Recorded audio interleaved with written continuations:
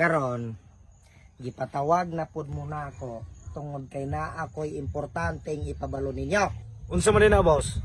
Nahibalo man mo nga hapit na mo abot ang tuig 2022. Unsa man din na ana, boss? Ay na Kanapit sa mawakay. 2022, dinha matapos ng kalibutan. Muna dantoy, muna resulta na sigtuo-tuo nimo. Follower siguro kang Rudy Balduino.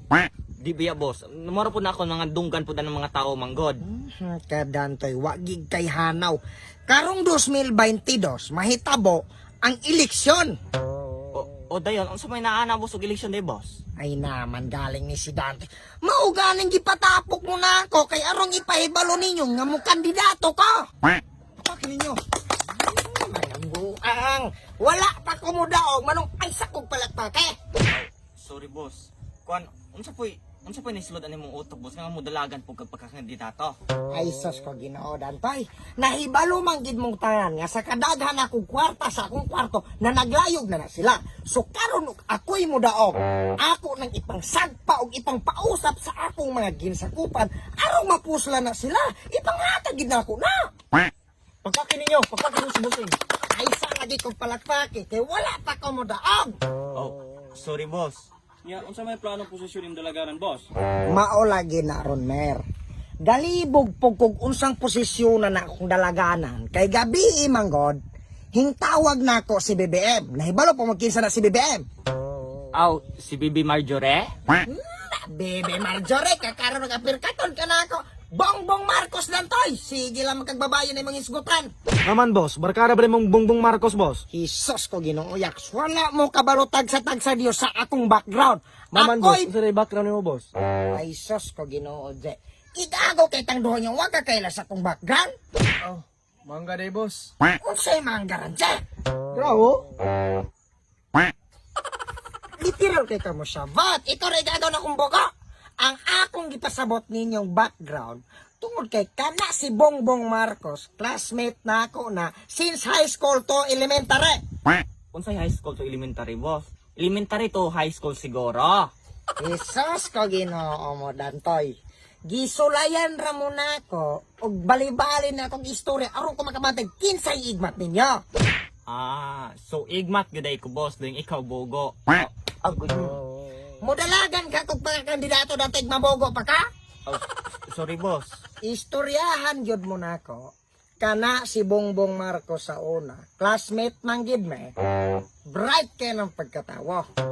Kada exam na mo, mga long exam ug quizzes ba na, muna'y tighatag na kog answer. Ug nakita pud nako nga naa say prinsipyo. Ikaduha, kugihan kay ng tawhana, kabalo mo. Mamaligya nagbisag unsa sa among mga classmates sa una para sa nang bukayo. Unya, ako'y tigkumpra ng mga halin, ako'y tighipos. Nakasabot mo. Unya karon.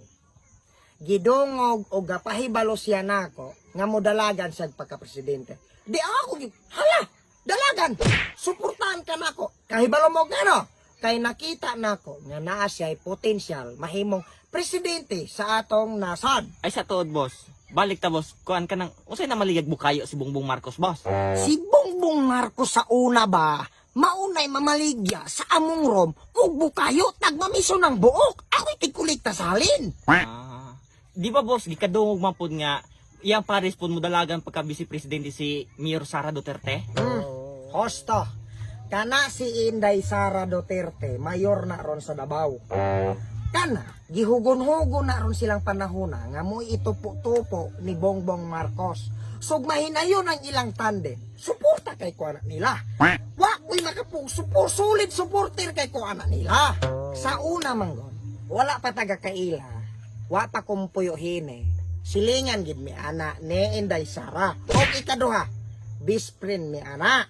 Sabot mo, unya sa akong pagkailaana. Bagsik ni kay pagkataon na. Madato ka og mapobre basta mulabag ka sa balawd. Wa ginigipili, hapiros yun. Unya, ikaduha, og magwapo kag magain kag nawong basta kay makasasala ka. Wa ginipihig-pihig.